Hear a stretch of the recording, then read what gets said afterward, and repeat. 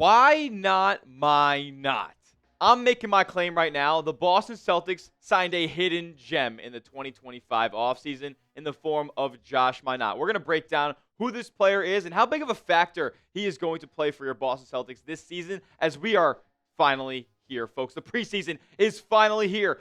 Celtics play the Grizzlies tonight. I unfortunately will not be live for tonight's ball game, but I'm going to bring you guys a video breaking it all down tomorrow. So if you're excited for Celtics basketball to return, prove it. Go down below, smash that thumbs up icon, and like today's video. Because Josh Minott, I think, is going to play a pretty big role for your C's this year. Signed to a 2-year, $5 million contract with a team option in the second year. This could end up being highway robbery with how much and really how effective he is in winning basketball games for your C's this year. 6'8", 200 pounds, almost a 7-foot wingspan on Minott, and he's just 22 years old. To be honest with you guys, he hasn't flashed a ton as far as box score stats go in his NBA career to this point.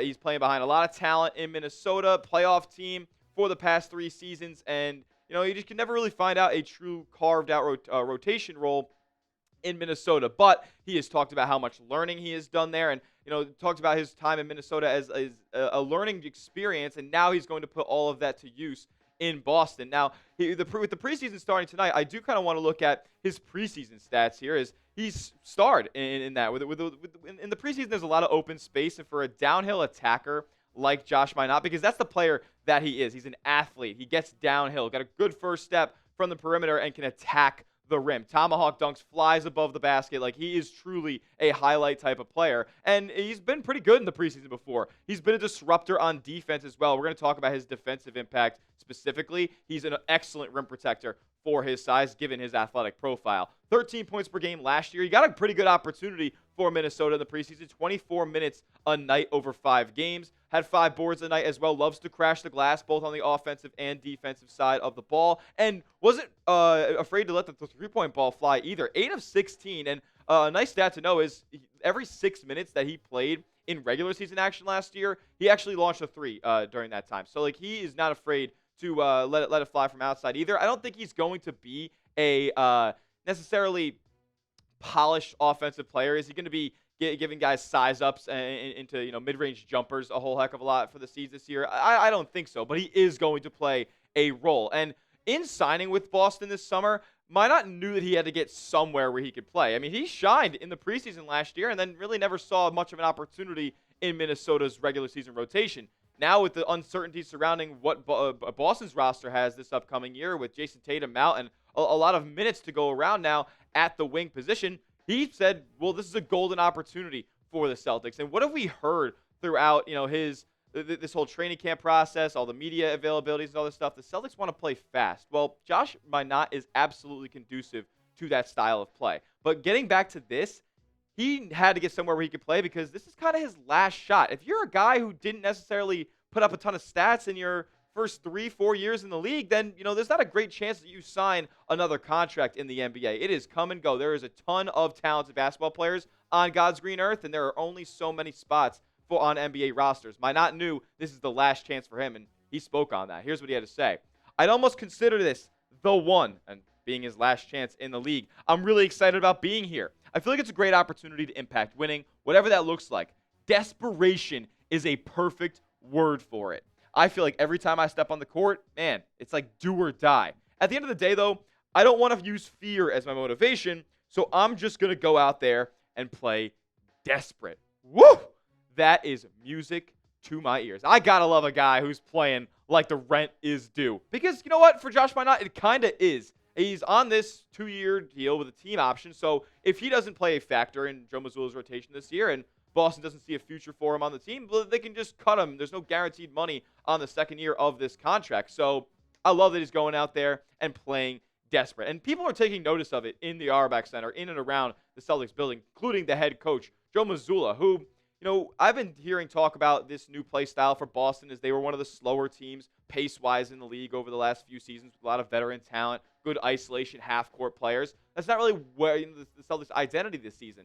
And with adding Josh Minott here, I think Joe Mazzula has an idea of how much he wants to, use and implement Josh Minott into this new style of play. And specifically, he has expectations for Josh Minott. Minott commented on he and Mazzulla's relationship, saying this: "He expects me to be the pest and someone that takes pride in all areas of aggression, whether that be defense, rebounding, or not being afraid to take an open shot." And also, as far as when he originally signed with the team, and they released some film and all this stuff of Luka Garza and Josh Minott signing their contracts in Boston, he kept saying that he would run through a brick wall for Joe Mazzula. He said he kept commenting about how inspiring the Celtics head coach is, and how whatever he needs him to do, he is going to go out there and do it. And I think that is a match made in heaven. A coach who has a brand of aggression and a warlike mentality. Well, Josh Minott's kind of going to war to save his NBA career here, so couldn't be a better head coach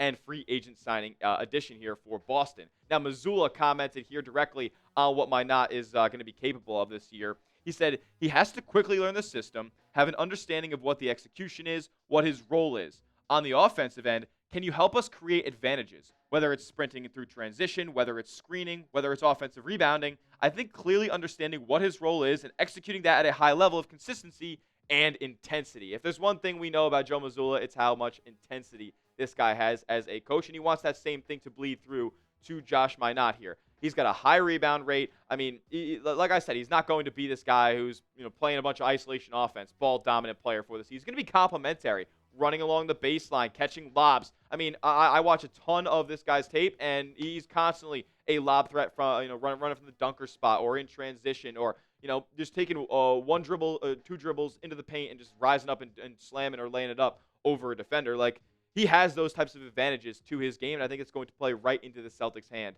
this upcoming season. And Minott commented on that play style that's going to be in Boston's view this year. And he said, essentially, we just want to play fast and so aggressive that the other team just can't keep up. And that was a comment about defense. He wants to speed teams up defensively. And Joe Mazzula has talked about that as well, as being a fast-paced team is not only an offensive definition. He said that's what we want to have our identity as. And I'm trying to be one of the people that helps to push that identity. I play fast. I'm a runner. I feel like I might be the fastest on the team. Music to my ears. I love transition. I love playing fast. Love speeding people up. So definitely something I can easily find myself doing, contributing to this team. And like I kind of alluded to earlier, from the way that Joe Mazzula has talked about this roster and playing to this roster's strength, it feels like there's been obvious subtext throughout all of his comments here, throughout training camp and media day and all that stuff. Like, he's talking about Josh Minott here. He loves the addition to this team. And the Celtics in general are going to have contributions from younger, more athletic players on the team this year. Jordan Walsh is going to play a factor. Neemias Queta is more of a rim running around the rim, lengthy big than maybe some of the previous stretch big options that Boston has had before. So it's going to be a different looking team. Anthony Simons, an athletic guard who loves to get downhill. So Joe Mazzula is talking about these types of players, including Josh Minott, when he's talking about speeding things up on both ends for the Boston Celtics this year. And you guys should go seriously watch Josh Minott highlights. It's a treat. It's absolutely fun, and there aren't a ton. I can't believe Minnesota didn't implement this guy more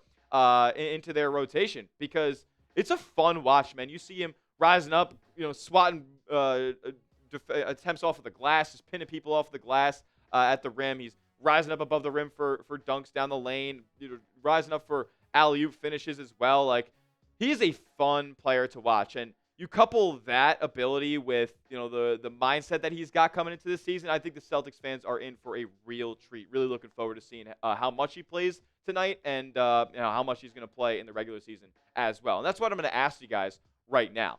19.5 minutes per game for Josh Minott this upcoming season.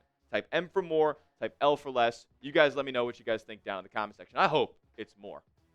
Coming up next, I'm going to kind of talk about that and allude to some other people's comments about what the Celtics rotation could look like to start at least the preseason here in 2025. How featured will Josh Minott be? We'll answer that question in just a moment. First, though, get hooked up with some awesome Celtics hats as gift-giving season is approaching, hoodie season is approaching. You're going to want to look fresh this fall, so pick up this corduroy one. What about this retro one with the colored brim and the cream top? What about this khaki one? This one fits the fall vibes for sure. These are just my favorites. There's so many more Celtics hats at this link right here, chatsports.com/Celtics hats. To get yours today, it's chatsports.com/Celtics hats. That link is in the comment section and description of today's video. I love this one with the Boston skyline in the background as well.